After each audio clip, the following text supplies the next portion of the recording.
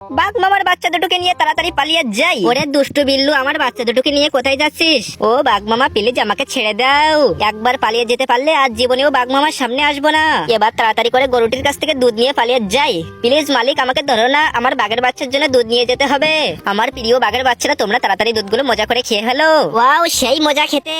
এটাই সুযোগ, মার বাড়ি দুষ্টু শুকর, তুই তাড়াতাড়ি করে ঘুমিয়ে পড়। ও আম্মা গো, মাথাটা ঘুরে এলো যে। ওয়াও, কত সুন্দর গোস্ত, তাড়াতাড়ি গোস্তগুলোকে নিয়ে পালিয়ে যাই। ও বউ, তুমি তাড়াতাড়ি এসে আমাকে বাঁচাও, দুষ্টু মালিক আমাকে তাড়া করেছে।